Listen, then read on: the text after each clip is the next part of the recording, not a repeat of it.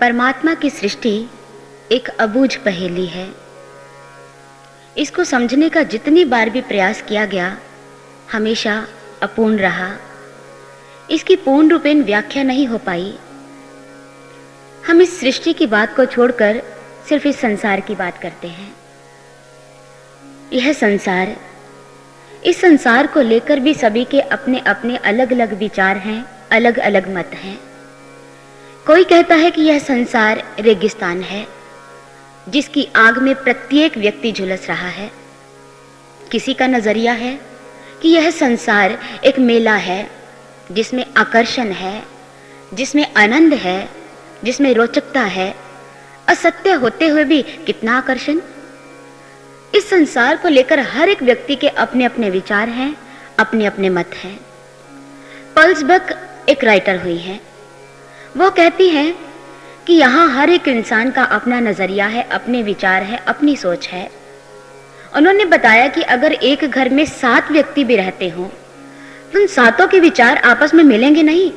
हर एक के अपने विचार है, अपनी मति है, अपनी सोच है। वो इस बात को बहुत अच्छे ढंग से समझाते हैं। वो कहते हैं, उदाहरण के तौर पर मान लो एक वृक्ष है। उस वृक्ष के नीचे अगर अलग अलग व्यक्ति आकर खड़े हो जाए तो उनका उस वृक्ष को लेकर भी अलग अलग मत होगा, अलग अलग विचार होंगे। मान लो उस वृक्ष के नीचे एक चित्रकार आकर खड़ा हो गया। उसने वृक्ष को निहारा ऊपर से लेकर नीचे तक बहुत अच्छी तरह।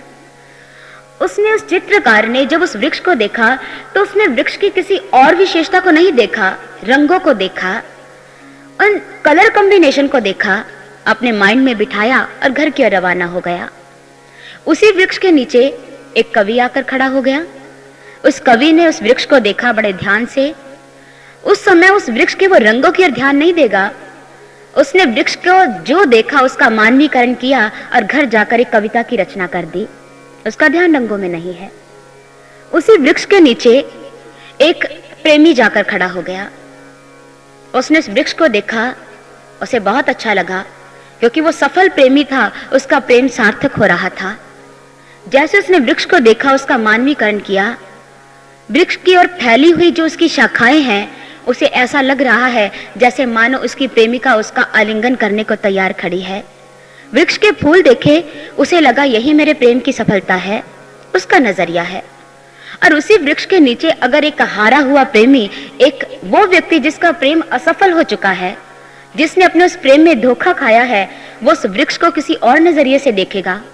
उसे लगेगा, देखा सारे इस पथ पर तू अकेला खड़ा है, बिल्कुल मेरी तरह वीरान हो चुका है, तुम्हारे पास भी कोई नहीं और इस समय मैं भी अकेला हूं। वृक्ष एक है, लेकिन यहाँ जितने भी व्यक्ति इकट्ठे हुए, जितने भी लोग आए, सभी के अपने अपने विचार थे, सभी के अपने अपने मत थे। इसलिए इस दुनिया में जितने भी व्यक्ति हैं जिन्होंने इस संसार को समझने की कोशिश की, इस सृष्टि के रचयिता को समझने की कोशिश की, वो भी अपनी बुद्धि से सभी के अपने अपने विचार निकले। बाणभट्ट एक कवि हुए हैं, माने जाने कवि हैं, काफी इनकी ख्याति बहुत थी। जिन्होंने कादंबरी लिखी, शायद आप इससे परिचित हो बहुत अच्छी तरह। बाणभट्ट जब इस धरा से जाने को तैयार हुए, जब उनको लगा कि मेरा जाने का समय करीब है, उनके मन में आया कि इतना अनमोल साहित्य, अपना काव्य, ये अपनी धरोहर में किसको देकर जाऊं? कौन इसके योग्य है जो इसको आगे बढ़ा पाए, जो इस कार्य को आगे संपन्न कर पाए? उन्होंने अपने बड़े बेटे को बुलाया। उन्होंने अपने बड़े बेटे को बुलाकर एक वृक्ष की ओर इशारा किया और पूछा, बेटा वो क्या है? बेटे ने ध्यान से देखा। उसने कहा, पिताजी शुष्कं काष्ठे तिष्ठत्यग्रह, कि एक सूखा पेड़ खड़ा है। बाणभट्ट ने कहा, अच्छा बेटा तुम जा सकते हो। अपने छोटे बेटे को बुलाया। उनका छोटा बेटा भी विद्वान था। उसने कहा, बेटा वो क्या है? पुत्र ने पूछा, पिताजी किस ओर इशारा कर रहे हो? उन्होंने कहा, बेटा उस वृक्ष के बारे में पूछ रहा हूं, वो क्या है? बाणभट्ट के छोटे पुत्र ने देखा। उन्होंने कहा, नीरस तरुरी बिलसत पुरुतः, अर्थात वो वृक्ष विलाप कर रहा है, वो सूख गया है, उसकी आशाएं समाप्त हो चुकी हैं। जब छोटे बेटे ने ऐसा कहा, बाणभट्ट को लगा कि यही मेरा बेटा है जो मेरे काव्य को, मेरे साहित्य को आगे बढ़ा पाएगा, लोगों को दे पाएगा। 2 पुत्र थे उसके, लेकिन एक वृक्ष को लेकर दोनों की भावनाएं अलग अलग, विचार अलग अलग। इसी तरह इस दुनिया में हमारे ही परिवार की बात की जाए या हम पड़ोस की बात करें, समाज की बात करें, सभी के अलग अलग विचार हैं। तुलसीदास जी भी कहते हैं कि एक पिता के कई पुत्र हैं और सभी के विचार अलग अलग हैं, अलग अलग उनका व्यवहार है, अलग अलग उनका स्वभाव है। कोई उनमें से पंडित है, कोई धर्म के मार्ग पर चलने वाला, कोई ज्ञानी है, कोई धनवान है, कोई शूरवीर है, कोई ऐसा है जिसके मन में अपने पिता के अतिरिक्त किसी और का स्थान नहीं, अपने पिता से बहुत प्रेम करता है। तुलसीदास जी कहते हैं पिता के सभी पुत्र हैं और पिता का सभी के ऊपर समान स्नेह भी है, लेकिन पिता को वो पुत्र सबसे अधिक प्रिय है जिसके मन में अपने पिता के अतिरिक्त और कोई नहीं। अपने मन में पिता के प्रति प्रेम है और पिता को वही पुत्र सबसे ज्यादा पसंद है, सबसे ज्यादा प्रिय है। भले ही वो अज्ञानी हो, भले ही वो मूर्ख हो, लेकिन पिता को वही पुत्र पसंद है जो उससे प्रेम करता है, जो उसको चाहता है, जिसके दिलो दिमाग में सिर्फ पिता की तस्वीर है, सिर्फ पिता की। बिल्कुल ऐसे यह सृष्टि परमात्मा की है, समस्त जीव परमात्मा की संतान है और पिता का उस परमात्मा का प्रेम सिर्फ वही व्यक्ति हासिल कर पाता है, सबसे अधिक स्नेह वही पुत्र प्राप्त कर पाता है जो उस परमात्मा को चाहता है, जिसने अपने जीवन का लक्ष्य परमात्मा को बनाया है, जिसने अपने जीवन का लक्ष्य परमात्मा की भक्ति को माना है, जिसने अपने जीवन में सोचा है कि प्रभु के अतिरिक्त किसी और की तरफ अपने मन को लगाना नहीं है, सिर्फ परमात्मा, क्योंकि वही मूल है, वही हमारे जीवन का आधार है, वो ऐसा सोचता है। और इसीलिए जब एक इंसान परमात्मा के प्रेम को पाना चाहता है तो उसे भक्त बनना होगा, अर्थात परमात्मा से प्रेम करना सीखना होगा, परमात्मा का साक्षात्कार करना होगा, उसका दीदार करना होगा।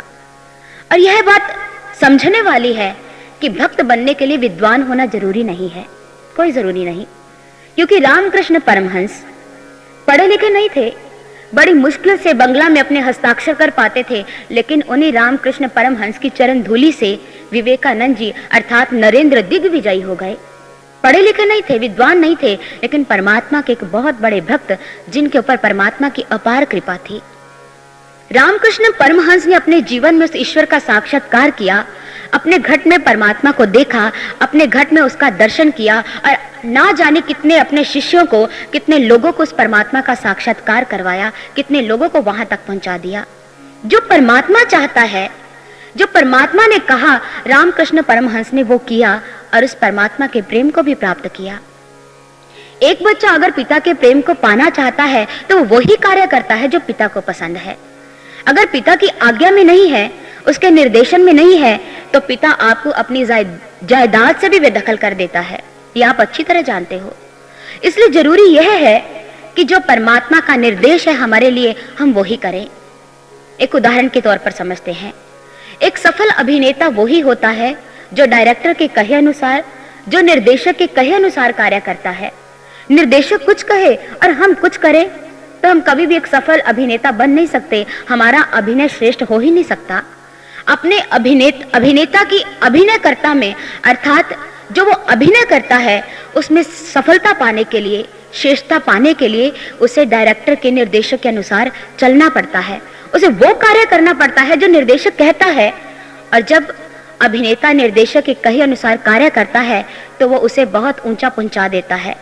प्रत्येक व्यक्ति उस अभिनेता से परिचित हो जाता है क्योंकि वो निर्देशक के कहे अनुसार उसने वैसा अभिनय किया। बिल्कुल ऐसे यह संसार क्या है आप जानते हो, यह संसार एक रंगमंच है। हम में से हर एक व्यक्ति अपना किरदार निभाने आया है, हर एक व्यक्ति को एक कार्य दिया गया है परमात्मा ने। जिसने उस कर्म को किया जो परमात्मा ने कहा, उसने उस परमात्मा के प्रेम को पाया, उसे वो स्थान भी मिला जो परमात्मा देना चाहता है। लेकिन जिसने उस कर्म को नहीं किया, वो रीते हाथ इस दुनिया से गया। हम कहते हैं कर्म करना, परमात्मा ने कौन सा कर्म करने को कहा है? कबीरदास जी कहते हैं, और कर्म सब कर्म है, भक्ति कर्म निष्कर्म, कहे कबीर पुकार के, भक्ति करो तज भर्म। कहते और कर्म बाकी साधारण कर्म है जो तो हर एक इंसान को करने ही है, उसके कर्तव्य है, जिम्मेदारियां हैं। लेकिन एक विशेष कर्म करने के लिए परमात्मा ने इस धरती पर भेजा। वो कर्म कौन सा है? भक्ति कर्म। भक्ति क्या है? भक्ति परमात्मा की करनी है, लेकिन भक्ति क्या है? एक शब्द होता है भक्ति, एक होती है विभक्ति। भक्ति का अर्थ होता है मिलना, जुड़ना, अर्थात एक जीव आत्मा का परमात्मा से मेल की कहानी का नाम है भक्ति। जीव आत्मा का परमात्मा का साक्षात्कार कर लेना, यह है भक्ति। और एक अर्थ होता है विभक्ति, अर्थात अलग हो जाना। जैसे हम कहते हैं कि देश का विभाजन हो गया, देश विभक्त हो गया, बट गया, अर्थात अलग अलग हो गया। लेकिन भक्ति का अर्थ परमात्मा से जुड़ना है। इसी संदर्भ में तुलसीदास जी यही समझाना चाहते हैं कि पिता के प्रेम को वही व्यक्ति प्राप्त करता है, वही पुत्र प्राप्त करता है जो परमात्मा की भक्ति करता है, जो परमात्मा का ध्यान करता है। सिर्फ वही व्यक्ति प्रेम प्राप्त कर पाता है। उसी के जीवन में सुख है, उसी के जीवन में चैन है, और किसी के जीवन में नहीं। इसलिए जरूरी यह है हम अपनी थोथी धारणाओं, अपने विचारों को, जो हमारी भांति भांति के मत हैं, भांति भांति की धारणाएं हैं, उनका त्याग कर अपने विचारों का समर्पण कर वो करें जो परमात्मा ने कहा और जो परमात्मा के संत कहते हैं, जो हमें वो समझाते हैं। मुझे एक बात याद आ रही है। एक बार 3 वृक्ष एक स्थान पर थे, थोड़ी थोड़ी दूरी थी उनकी। तीनों वृक्षों के मन में बहुत आशाएं थी, तीनों के अपने अपने विचार थे, अपनी अपनी सोच थी। एक वृक्ष के मन में ये था कि मैं झूला बनना चाहता हूँ, वो झूला जिसमें बच्चों को झुलाया जाता है, जिसमें बच्चे खेलें, जिसमें बच्चे अपना जीवन, अपना बचपन व्यतीत करें। दूसरा वृक्ष, उसके मन में क्या था? उसके मन में आया कि मैं क्या बनना चाहता हूँ। उसका अपना विचार क्या था? उसने कहा कि मैं एक बहुत बड़ा जहाज बनना चाहता हूँ। मैं चाहता हूँ मेरी लकड़ी से जहाज बनाया जाए, जिसमें बड़े बड़े लोग यात्रा करें, दूर दूर तक वो यात्रियों को लेकर जाए। उसके ये अरमान थे, उसके ये अपने विचार थे, अपनी सोच थी।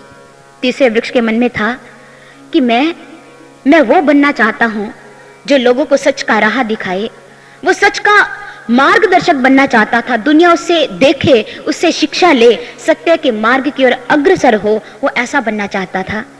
तीनों वृक्ष अपनी भावनाएं, अपने विचार एक दूसरों के साथ व्यक्त कर रहे थे। तभी दूर से एक लकड़हारा उन्हें दिखाई दिया। जैसे उन्होंने लकड़हारे को देखा, उस समय तीनों अपने आप में ही मौन हो गए। यह वृक्ष जिनका जीवन होता ही समर्पण की पराकाष्ठा है, जिनका जीवन होता ही त्याग है, जो हमेशा दूसरों को देते आए हैं, जो हमेशा दूसरों के लिए अपने आप को कुर्बान करते आए हैं। सभी ने अपनी अपनी आशाएं, अपने अपने विचार वही छोड़ दिए। लकड़हारा आया, उसने एक वृक्ष काटा। वो वृक्ष जिसके मन में इच्छा थी कि मैं झूला बनना चाहता हूँ, उसने उसे काटा, तराशा और उसे क्या बनाया? पशुओं का चारा खाने वाला वो पात्र जिसे हम कहते हैं पशु हौज, वो बना दिया। उसने सोचा, मैंने सोचा क्या था, मेरे विचार क्या थे, मेरे अपने विचार क्या थे, मैं बनना क्या चाहता था, लेकिन मुझे क्या बना दिया? वो चुप रहा। दूसरा वृक्ष जो बनना चाहता था एक बहुत बड़ा जहाज, लकड़हारे ने उसे काटा, उसे तराशा, उसे छीला, अच्छी तरह साफ किया और उसे क्या बनाया? एक छोटी सी नाव बना दी। देखता रह गया। तीसरा वृक्ष जो लोगों को सच का राह दिखाना चाहता था, जो लोगों को सच का मार्ग दिखाना चाहता था, जो मार्गदर्शक बनना चाहता था सत्य के पथ का, उसे क्या बना दिया? उसे वो बना दिया जिसे कब्रिस्तान में इस्तेमाल किया जाता है, क्रॉस। सोचते रह गए सभी के विचार, लेकिन उन वृक्षों ने लकड़हारे को देखकर अपने विचारों का समर्पण कर दिया, अपनी आशाएं वही छोड़ दी। उन्होंने कहा अब ये इसके हाथ में है, जो यह कहेगा, जो यह करेगा वो ही होगा और कुछ नहीं। समर्पण किया अपने विचारों का, अपनी बुद्धि का, अपनी आशाओं का। और हुआ क्या? दिखने में लगता है वो बनना बहुत कुछ चाहते थे, लेकिन वो बन नहीं पाए। लेकिन आप नहीं जानते, आप नहीं समझते, लकड़हारे ने जो उनके साथ किया, उनका जीवन संवार दिया। आप जीसस क्राइस्ट को जानते हो बहुत अच्छी तरह। कहते हैं कि जीसस क्राइस्ट का जब जन्म हुआ, उस समय कोई स्थान नहीं था ऐसा जहां जीसस को रखा जाए, और उस समय जीसस को उसी पशु होश में रखा गया। जीसस का वो झूला बना, जीसस उसमें रहे। वृक्ष अपने आप में बहुत प्रसन्न हुआ।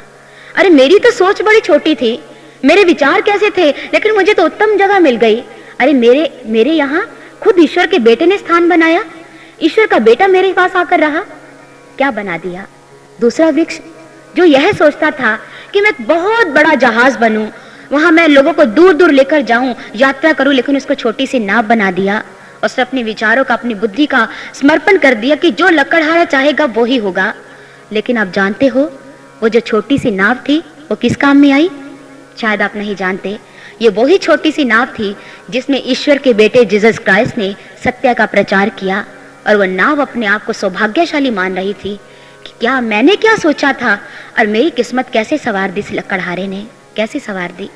तीसरा वृक्ष जिसने सोचा था कि मैं लोगों को सत्य का राह दिखाऊं, मैं सच का मार्गदर्शक बनना चाहता हूं, और जिसे बना दिया गया था कब्रिस्तान में लगाए जाने वाला वो क्रॉस। उसने सोचा मेरी हालत क्या थी, लेकिन आप नहीं जानते उसकी इस हालत को इतना सुंदर सवार दिया उस लकड़हारे ने। ये वही क्रॉस था जिस पर जीसस को लटकाया गया, जीसस को सूली दी गई।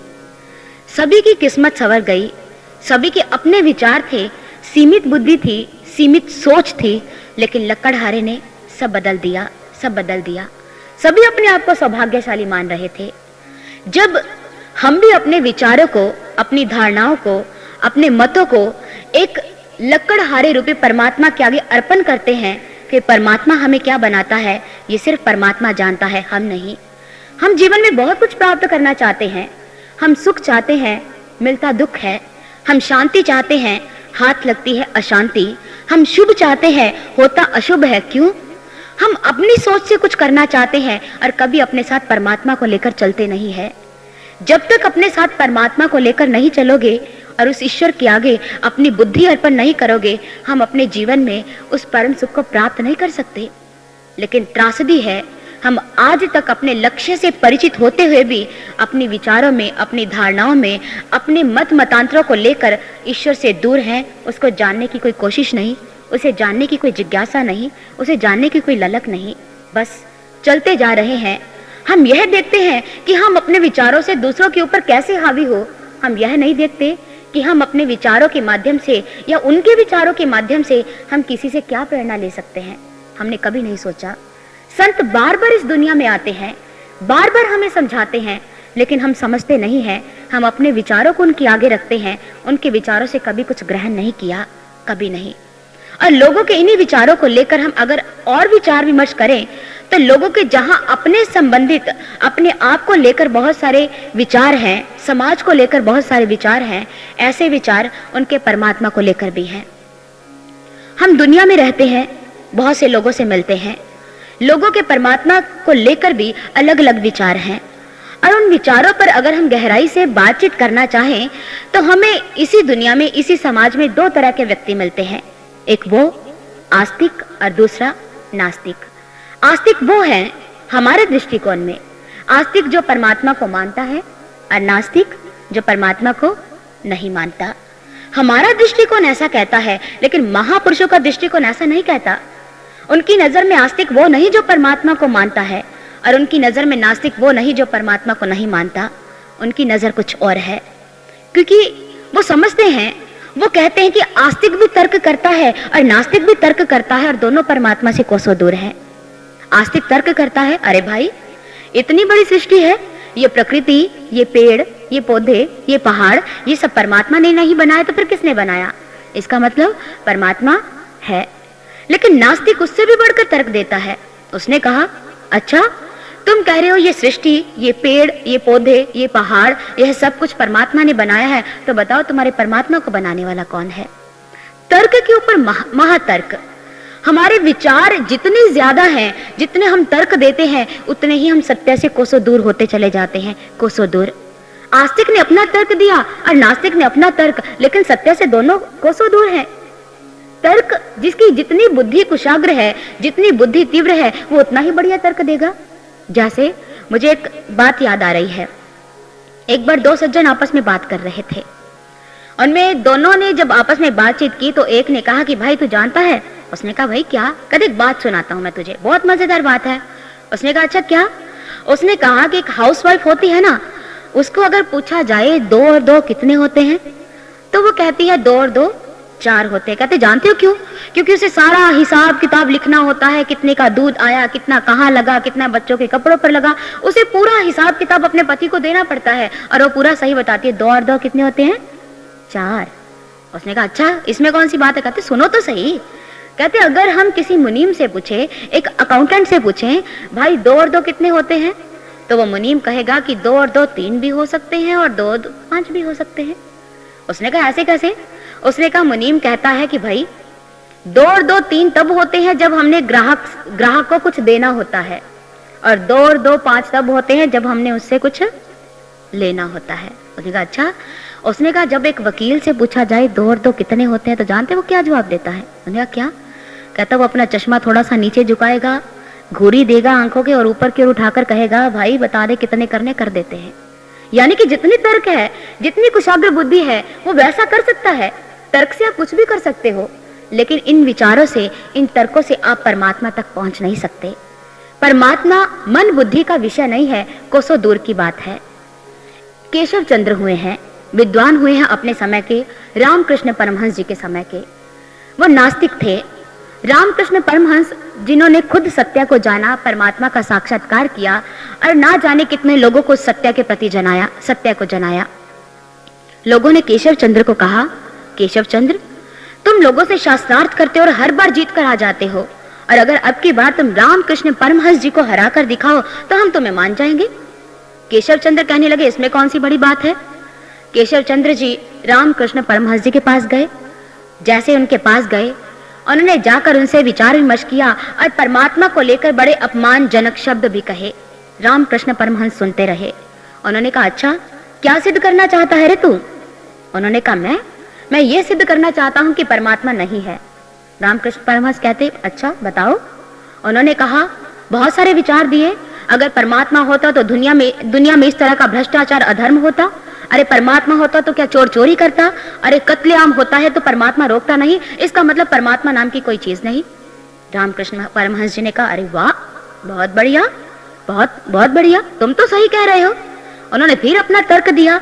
केशव चंद्र जी ने फिर अपनी पुख्ता बातें आगे रखी, नास्तिकतावाद का प्रदर्शन किया। रामकृष्ण परमहंस जी ने उनके विचार सुनकर कहा अरे वाह, बात तो सही है। उन्होंने फिर अपना विचार दिया। परमहंस जी ने फिर कहा, कहते वाह बात तो सही है भाई, बात तो तू ठीक करता है। उन्होंने फिर अपना विचार रखा, फिर अपना तर्क दिया। उन्होंने फिर कहा कि भाई बात तो ठीक है। लोग हैरान परमहंस जी को कहने लगे, अरे भाई, कहने लगे कि महाराज जी वो कब से नास्तिकतावाद का प्रदर्शन कर रहा है, वो कब से कह रहा है कि परमात्मा नहीं है, और आप हाँ में हाँ मिलाई जा रहे हो कि बहुत बढ़िया बात है। रामकृष्ण परमहंस जी कहने लगे अरे आप नहीं जानते आज मुझे क्या मिल गया। उन्होंने कहा कि अगर मेरे मन में कहीं भी किसी कोने में परमात्मा के प्रति संशय था तो आज वो निकल चुका है। कैसे? अरे इतनी बढ़िया इतने बड़े बड़े तर्क दे रहा है, और मैं सोच रहा हूं कि इतने बढ़िया तर्क देने वाला, इतनी तीव्र बुद्धि वाला ये व्यक्ति, परमात्मा ने ही इसे तीव्र बुद्धि दी होगी, और कोई इतनी तीव्र बुद्धि देने वाला है नहीं। मेरा तो परमात्मा में विश्वास ही पुख्ता हो गया। और आज अगर परमात्मा भी नास्तिक बनकर मेरे सामने आ जाए और कहे कि परमात्मा नहीं है, तो आज मैं परमात्मा की बात भी नहीं मानूंगा, क्योंकि मैं अपने गुरु तोतापुरी जी के माध्यम से अपने भीतर देख चुका हूं कि परमात्मा है, उसका साक्षात्कार किया जा सकता है, और मैंने देखा है। और आज तो परमात्मा पर मेरा विश्वास दृढ़ हो गया कि इतनी वाक्पटुता, इतनी तीव्र बुद्धि ये परमात्मा की देन है, और किसी और की हो ही नहीं सकती।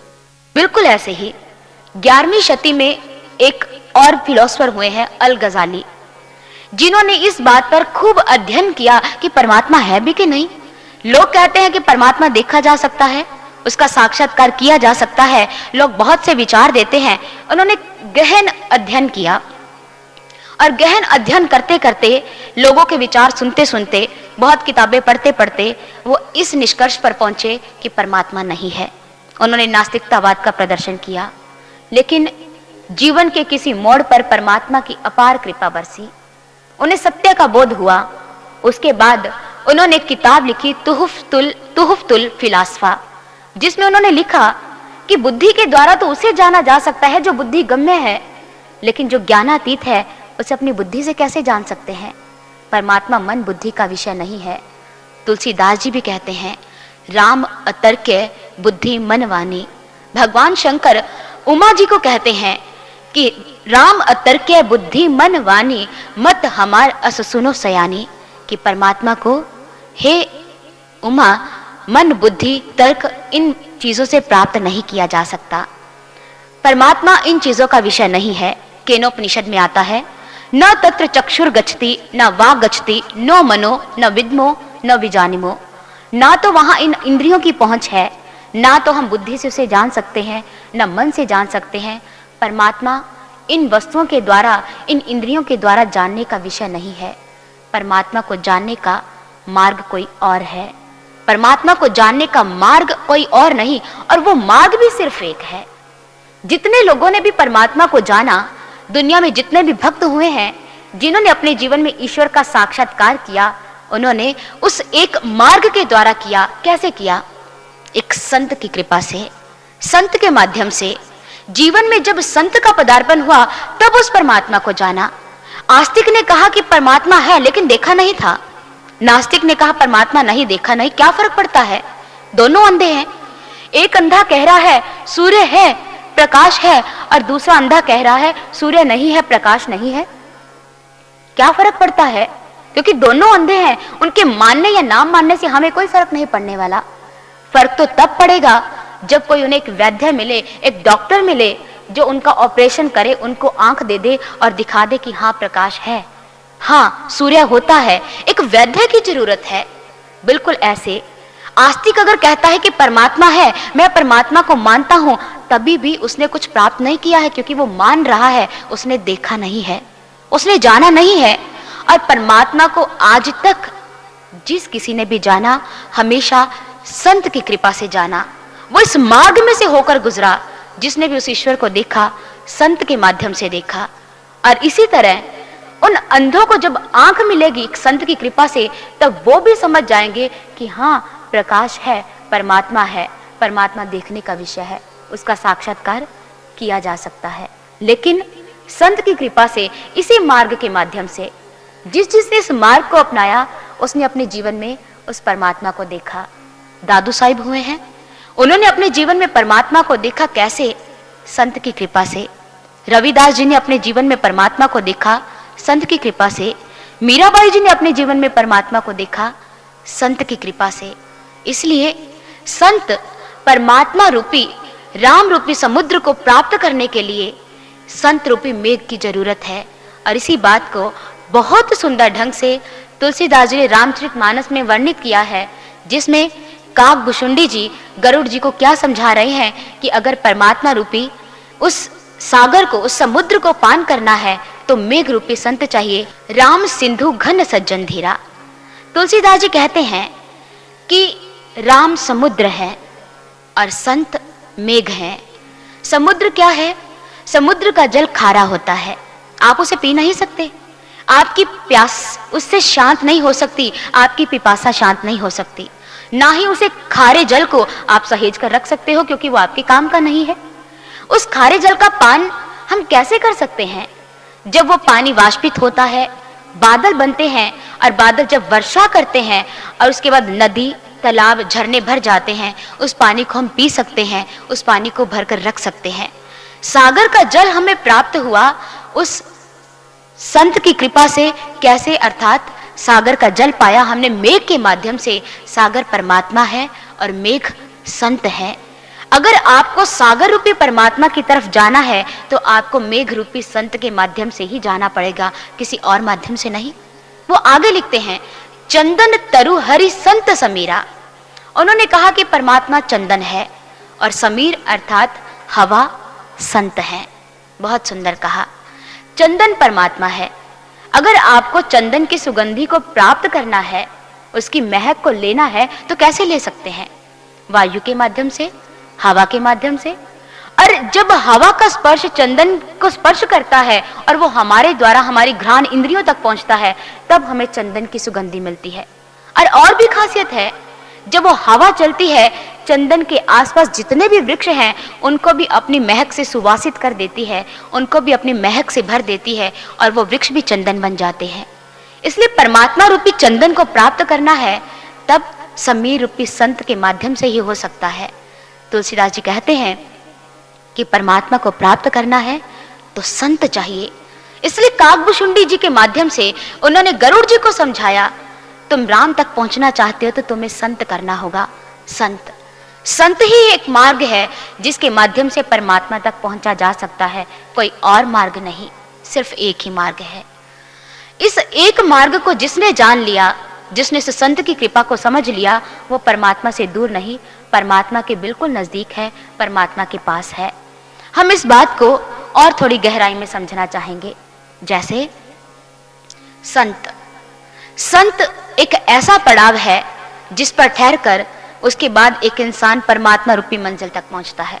ठीक है, बिल्कुल ऐसे जब जब एक संत जीवन में आया तब तब परमात्मा सामने पाया गया, तब तक परमात्मा को अपने घट के भीतर भी पाया गया।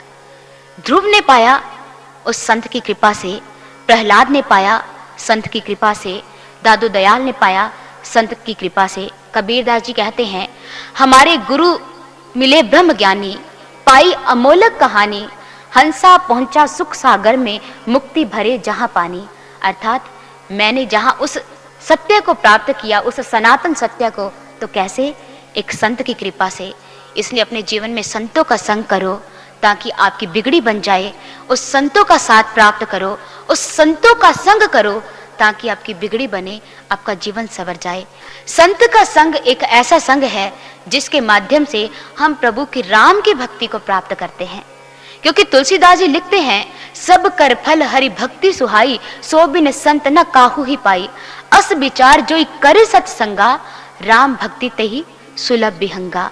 उसको राम की भक्ति प्राप्त होती है, ये वही मार्ग है। इसलिए उस परमात्मा तक पहुंचने के लिए संत और गुरु एक मार्गदर्शक है जो हमें उस परमात्मा से मिलाते हैं। हमें उस वृतांत के बारे में हमने बहुत बार सुना होगा कि जब पांडवों को वनवास मिलता है, द्रौपदी उनके साथ है और द्रौपदी को प्यास लगती है, पांडव उसके लिए जल लेने जाते हैं। यक्ष उनसे सवाल पूछता है और जब एक एक करके पांडव जाते हैं और यक्ष के सवालों का कोई जवाब नहीं देता और एक एक करके 4 पांडव मृत्यु को प्राप्त हो जाते हैं। युधिष्ठिर जाते हैं, यक्ष उनसे सवाल पूछते हैं, बहुत से सवाल, और उन सवालों में से एक सवाल वो भी पूछते हैं, कह पंथः, कौन सा मार्ग है। अर्थात उन्होंने पूछना चाहा कि परमात्मा को कैसे प्राप्त किया जाता है, किस मार्ग से परमात्मा की प्राप्ति हो सकती है। युधिष्ठिर जी ने जवाब दिया, तर्को प्रतिष्ठा श्रुत्यो विभिन्ना, नैको ऋषिरस्य वचः प्रमाणम, धर्मस्य तत्वम निहितम गुह्याम, महाजनो येन गतः स पंथः। यहां पर युधिष्ठिर जी ने कहा कि महाजनो येन गतः सह पंथा, अर्थात सिर्फ एक ही मार्ग है जिस मार्ग से सभी संत महापुरुष होकर गुजरे, ये वही मार्ग है और कोई मार्ग नहीं, सिर्फ एक ही मार्ग है।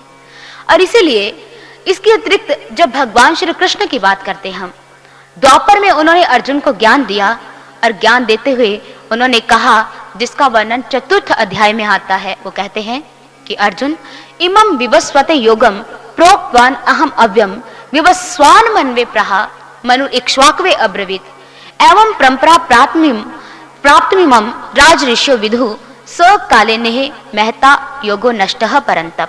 कि हे अर्जुन, मैं तुम्हें वही ज्ञान देने जा रहा हूं जो सृष्टि के प्रारंभ में मैंने सूर्य को दिया, सूर्य ने आगे व्यवस्थित मनु को दिया और मनु ने अपने पुत्र इक्ष्वाकु को दिया, और इस प्रकार परंपरा से यह ज्ञान उनको प्राप्त होता आया और अंत में कुछ कारणों की वजह से यह लुप्त प्राय हो गया। यहां पर भगवान श्री कृष्ण ने अर्जुन को कहा कि अर्जुन, मैं तुम्हें वो ज्ञान देने जा रहा हूं जो हमेशा से शुरू से दिया जा रहा है, कोई नया ज्ञान नहीं दिया। उन्होंने अर्जुन को यह नहीं कहा कि मैं तुम्हें कोई नया ज्ञान देने जा रहा हूं, इस समय मैं तुम्हें कोई नया ज्ञान दूंगा, नई दीक्षा दूंगा, नहीं। उन्होंने अर्जुन को कहा कि मैं तुम्हें वही ज्ञान देने जा रहा हूं जो सृष्टि के प्रारंभ में दिया, मैं तुम्हें वही ज्ञान, वही। अर्थात ज्ञान कोई 2 या 3 या 4 या 5 नहीं है, ज्ञान वो शाश्वत और सनातन प्रक्रिया है जिसके माध्यम से परमात्मा को जाना जाता है, और भगवान श्री कृष्ण ने अर्जुन को वही दिया, वही ज्ञान। भगवान शंकराचार्य जी भी कहते हैं कि विद्वजन डरो मत, मैं तुम्हें कोई नया ज्ञान नहीं देने आया। इस भव सागर से पार उतरने का एक ही मार्ग है जिस पर से सभी महापुरुष होकर गए, मैं तुम्हें वही मार्ग प्रदान करने आया हूं। भगवान बुद्ध ने भी कहा कि मैं कोई नया मार्ग चलाने नहीं आया, मैं कोई नया रास्ता प्रदान करने नहीं आया, मैं वही मार्ग प्रदान करने आया हूं जिस पर पहले बहुत से प्रबुद्ध जन हो चुके हैं, मैं उसी शाश्वत मार्ग को जनाने आया हूं। वो एक ही मार्ग है, कोई 2 नहीं, 3 नहीं, 4 नहीं, सिर्फ एक ही मार्ग। इसलिए जहां हम महाभारत की बात करते हैं, आपने महाभारत के बारे में बहुत विस्तार से सुना होगा और देखा भी होगा, जिसमें भीष्म पितामह युधिष्ठिर को कहते हैं, पूर्व समुद्रय पंथा स न गच्छति पश्चिमम एका पंथा ही मोक्ष्यसे तन्मे विस्तरतः श्रेणु। कहते हैं कि युधिष्ठिर, पूर्व समुद्र की ओर जाने वाला मार्ग पश्चिम की ओर तो जा ही नहीं सकता। समुद्र अगर पूर्व की तरफ है तो हम पश्चिम की तरफ क्यों जाएंगे? अरे एक ही मार्ग है मोक्ष प्राप्ति का, कोई 2 नहीं, कोई 3 नहीं, कोई 4 नहीं, सिर्फ एक ही है। और उसे तुम ध्यान पूर्वक सुनो। सभी ने उस एक मार्ग की बात की, उस शाश्वत मार्ग की बात की कि एक ही मार्ग है, वो मार्ग है संत। संत के माध्यम से जो होकर गुजरा, उसने उस परमात्मा का साक्षात्कार किया, क्योंकि गुरु परमात्मा के दर्शन करवाता है, हमें हमारे लक्ष्य से मिलवाता है, हमारी मंजिल से मिलवाता है। लेकिन हमें बहुत से लोग मिलते हैं, आप यहाँ बहुत से लोग हो सकता है कि आप लोगों के कुछ विचार जो हम जिन लोगों के बताने जा रहे हैं उनसे मिलते हो। हमें लोग कहते हैं कि आप कहते हो कि परमात्मा को पाने का एक ही मार्ग है। हाँ, एक ही है, लेकिन वो कहते हैं कि परमात्मा को पाने का, आप कह रहे हो कि एक ही मार्ग है, परमात्मा को पाना है तो किसी भी मार्ग से प्राप्त कर सकते हैं। उदाहरण साथ में देते हैं। लोग हमें कहते हैं जैसे सागर एक है, नदियां अलग अलग दिशाओं से आती है, मिलती तो सागर में ही है। कोई भी मार्ग है, मिलना तो सागर में भी है। आप बहुत अच्छा उदाहरण देते हो, बहुत अच्छा तर्क देते हो, कोई अच्छा लगा सुनकर कि आप भी तार्किक शक्ति रखते हो। लेकिन परमात्मा कोई एक स्थान पर स्थित नहीं है। सागर आपका एक स्थान पर स्थित है जहां नदियों को आकर मिलना है। परमात्मा कण कण में है, उसको पाने का मार्ग एक है, अनेक नहीं, अनेक तरीके नहीं, सिर्फ एक ही मार्ग है। और जिसने भी पाया उस एक मार्ग के माध्यम से पाया, 2 या 3 मार्गों के माध्यम से नहीं, इसी मार्ग से। इसके अतिरिक्त उन लोगों के विचार ऐसे भी हैं जो ये कहते हैं कि परमात्मा को पाना है किसी भी तरीके से पा सकते हैं।